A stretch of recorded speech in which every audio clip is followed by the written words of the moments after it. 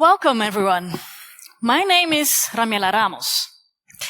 And today I want to talk about something that's often overlooked into cybersecurity, the human side.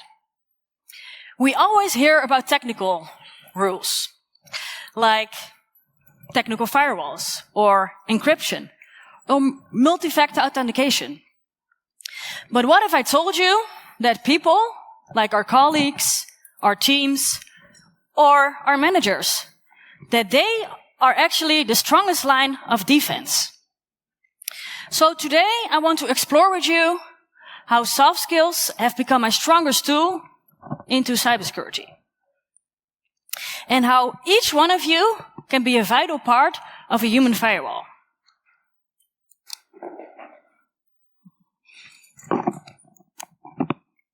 So let me briefly introduce myself. I'm a security consultant working at Society. I have a background that's a little bit different from most in this field. My studies and experiences have led me to criminology, law, and even top-level sports. I didn't start out in IT or cybersecurity, but along the way, I discovered how valuable soft skills were, just as valuable as technical expertise. I'll show some of my experiences and show you why soft skills are just as important.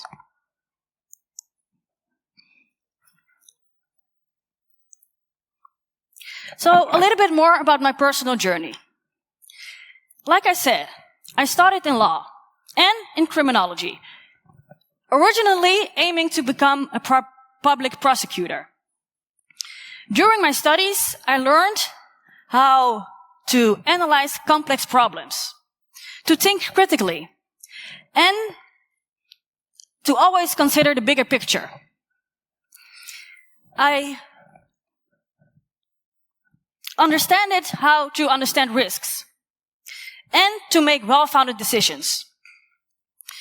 But during my internship, I realized that the legal world didn't quite fit my ambitions or my personality. It was a little bit too formal. But IT, on the other hand, is way more flexible. The atmosphere is very relaxed. You can wear sneakers or a hacker shirt to work, and nobody's raising an eyebrow. That's what I really liked about IT. So I always had a curiosity for technology. And through my uncle, I got a first look into the world of cybersecurity. Well, I wanted to learn more about it. And that curiosity and the willingness to learn took me to take a leap of faith and enter the world of cybersecurity and switch careers. But what really shaped me, though, was my experience as a top-level handball player. Competing at the highest level really taught me a lot of things, like discipline and resilience. It also taught me how to collaborate effectively in teams. I found that the experiences at a top-level sport was a huge asset, qualities I use in my work every day. I'm still very competitive. Even with a simple board game, with my family, I can't help it but go all in to win. That mentality will never leave you. So I see that the experiences I made as a top-level sports, I can use it for my cybersecurity work now. It's a huge asset. I always strive for the best results. So I'm curious, how many of you work in cybersecurity without having a technical background? Oh, okay, surprisingly. That's good. What I want to emphasize is you don't need a technical background to succeed in this field. Diversity is a power, and I call it the power of diversity. Diversity means you can approach problems from multiple angles. You have new ways of thinking, and you ask different questions. So that's why I believe that everyone regardless of the background, can make an impact in this field. So let's talk about my cybersecurity career path. So I started as a Security Operations Center Tier 1 analyst through a traineeship. The program combined foundational certifications with hands-on experience. It was a really good technical learning experience, but I suddenly realized that I missed human connection. The work involved a lot of analyzing data behind your screen, and I was craving for more communication. So that's when I made a transition to vulnerability management. There I was responsible for identifying and prioritizing security weaknesses within the organization. What I liked most about that role was translating complex technical findings to clear, actionable advice for the customers. I helped them understand risks, and there you can see the link with my studies in law, and guiding them to concrete steps to improve security. That combination of technical analysis and direct communication really suited me. So, over time, my interest shifted to governance, risk, and compliance. And in governance in GRC, you connect the dots between technology, people, and processes.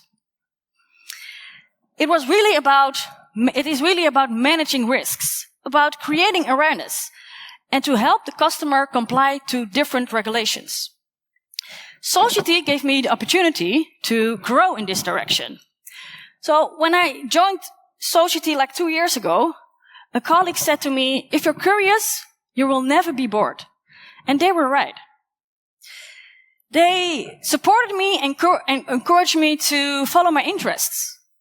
And I was very happy with that.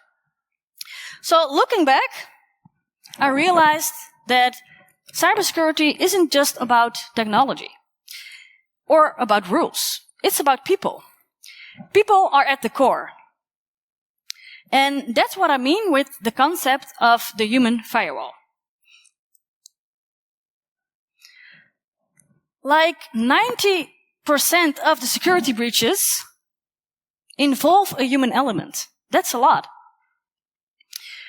It's not always sophisticated hacking. Often it's as simple as clicking on a suspicious link, or downloading a fake invoice, or replying on an email that appears to be from your manager.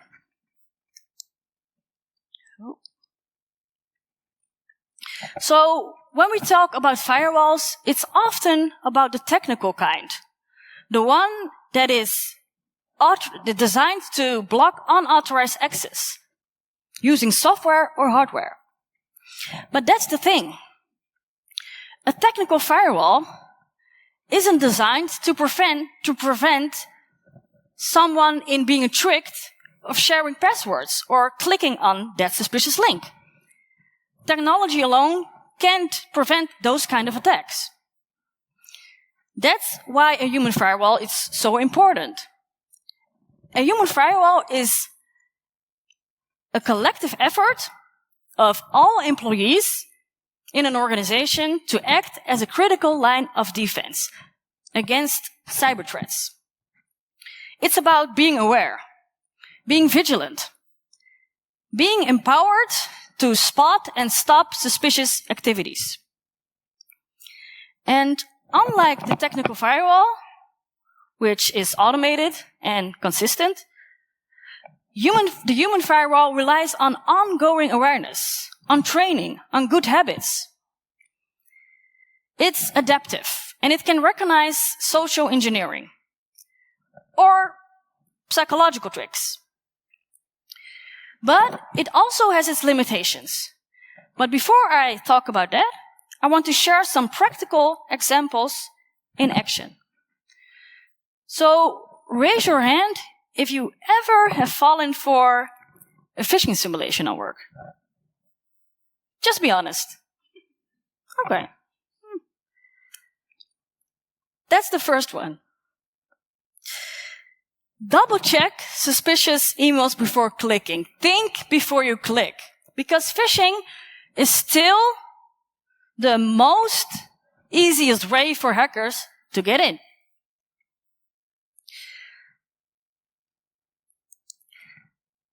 Use strong, unique passwords. Treat your password like it's your Netflix account. Don't share it unless you want unexpected guests. The next one. Locking your screen. An unlocked screen is like a playground for pranksters. A colleague can order a pizza or something. It's a goldmine for hackers. So don't risk it. Just click on that lock. If you see something weird, even if it's minor, always report it. Small things matter too.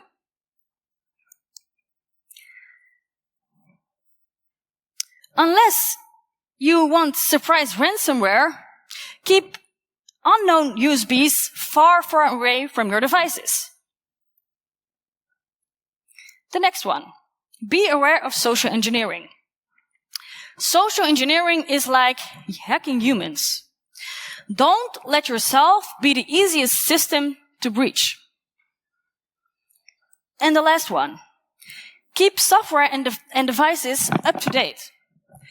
Because postponing software updates is inviting vulnerabilities. But like I said, a human firewall also has its limitations. It's as strong as its weakest links. People can get tired, or distracted, or just don't do their awareness training. Attackers use this. They use psychological tricks to get past our defenses. It's not always easy to keep everyone vigilant. It requires ongoing training and engagement. So building a strong human firewall comes with different challenges.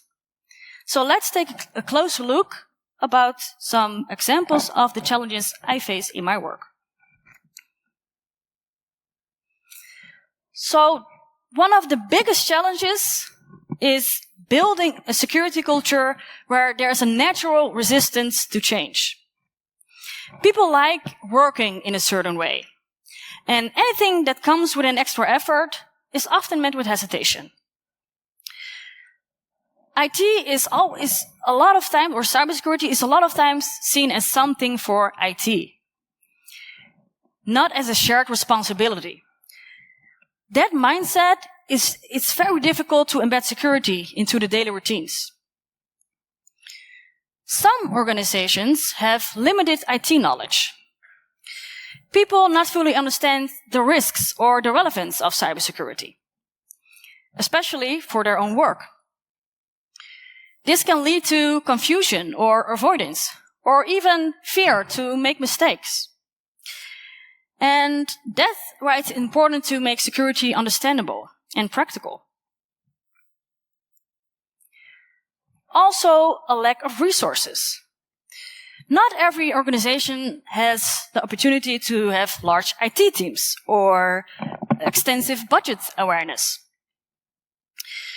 They don't have access to fancy tools or to automated training programs. Instead, you have to be creative and make it personal. Like, as an example, you can use tailored sessions or real-life examples and direct engagement.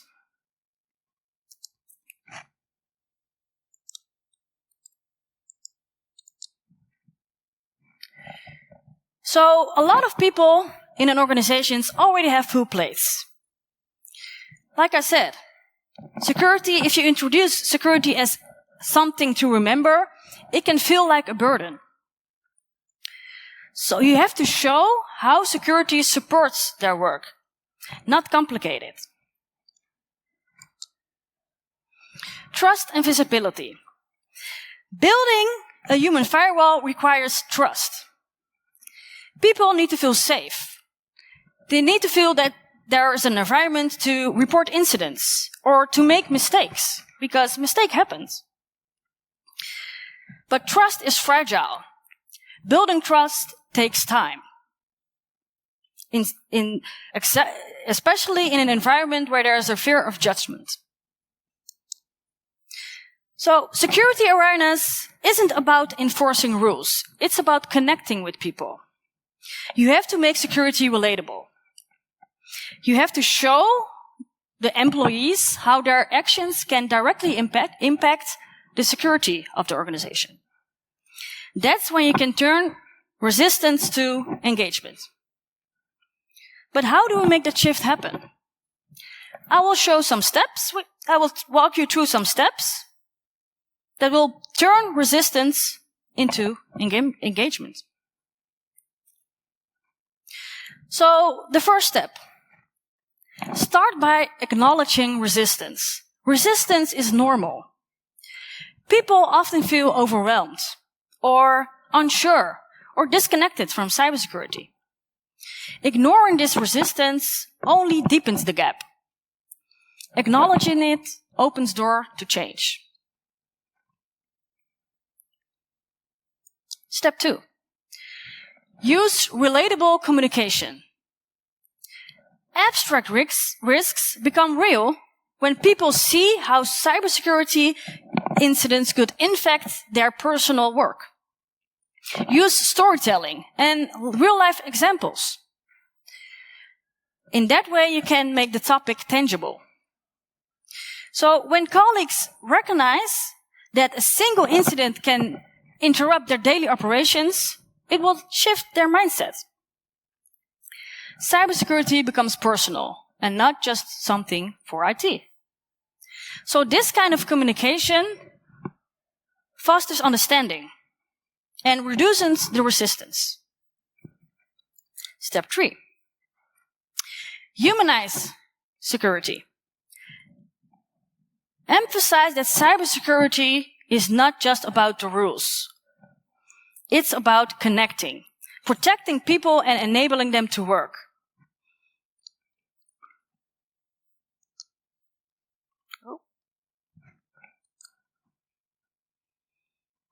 Make it role relevant. So if you emphasize for the employees why it's relevant to have a safer organization, they can understand it better. You have to tailor the approach to each department's context. You have to connect their responsibilities to security. Trust and ownership, like I said, building trust. Be visible, be approachable, be consistent, and listen to the employees' needs. And involve the people in the process. If they feel heard and supported, they're more likely to take ownership. And then they will actively contribute to a safer organization. So, ultimately, these 5 steps will transform resistance into active participation, making it a collective effort, supported by patience, perseverance, and most importantly, empathy. And these human qualities prove to be just as important as the technical controls. So, that's why soft skills are so important. They help us bridge the gap between people and technology. So I have a question for you guys. What's one soft skill you use most in your current role, where you think it's very valuable? Does anyone have an example for me? Yes. Listen more than talking. I find it a very beautiful one. Communication. That's one I will talk about more later. Asking questions. I think it's very coincident that every soft skill you talked about has connections with each other. Listen, ask more questions, communication. I'll share 3 soft skills that have made the biggest difference in my work? Well, the first, communication. Explaining risks and policies in clear, relatable language helps everyone understand their role in security. It turns abstract facts into practical actions. And this improves compliance. Instead of saying, enable multi-factor authentication to reduce attack surface, no.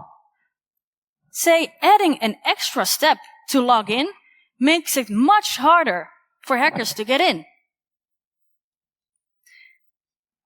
Even if they have your password. The second one, empathy. Seeing things from the user's perspective builds trust and engagement. When people feel heard and supported, they are more likely to take ownership and to report issues. So, don't have a role where at the moment I'm a security officer, and if someone's making a mistake, be understandable and don't be judgmental. Tell them, okay, thank you for reporting the issue. Let's take a look how we can prevent this for the next time. And the last one, adaptability. I think very important within cybersecurity, because the cyber landscape is constantly changing. So being able to adjust and learn and grow ensures we stay resilient, both as individuals or as a team. So, for example, when a ransomware tactic change, you change your training and you alert your employees of the specific tactics, the new tactics that came in.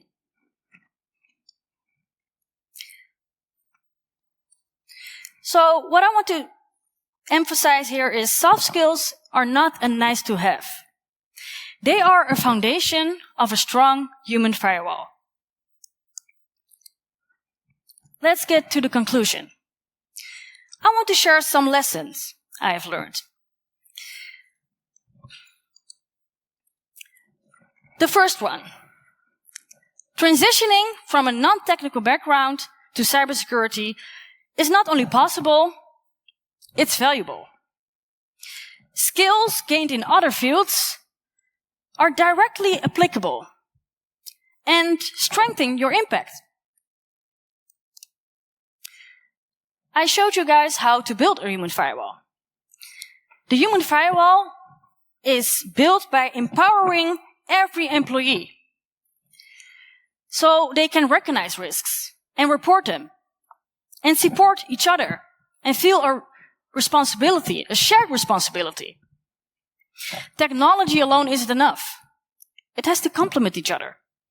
So awareness, vigilance, and good habits, those make the real difference. The value of soft skills. Like we said, communication, listen to each other, adaptability, empathy. Those are essential for an effective cybersecurity. They help bridge the gap between technology and people.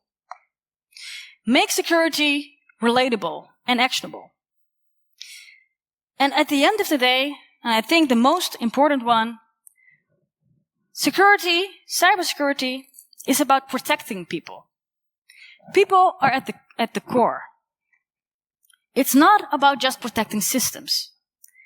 And we all have a shared responsibility in it. I hope my story inspires you to see the human side of cybersecurity. Thank you for listening.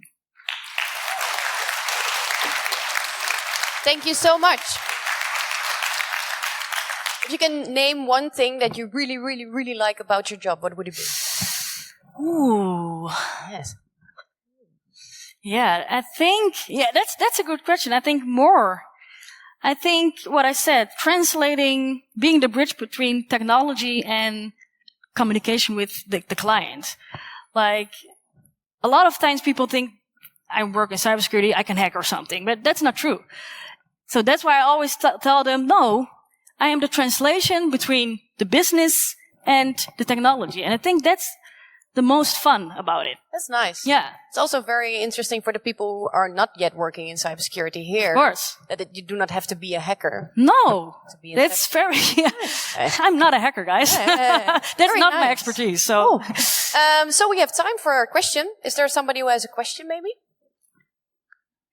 Oh, yes. In the front.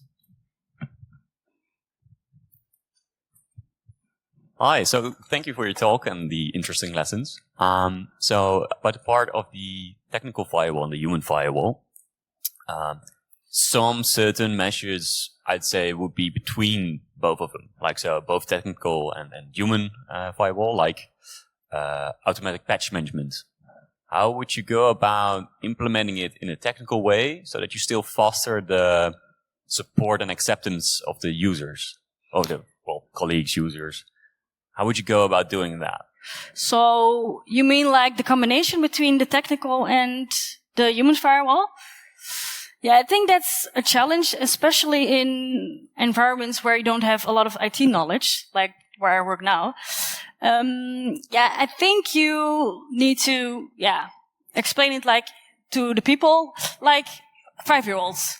I think you have to make the translation, understandable for the people. So, it has to complicate each other. So it's not only the human firewall or only the technical, but you have to give them both a lot of attention to make it successful, I think.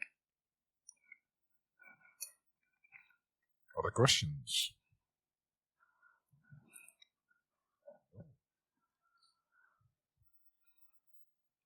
Nice. Well, thank you so much. Give Thank a you. applause. Here is your goodie bag. Thank you.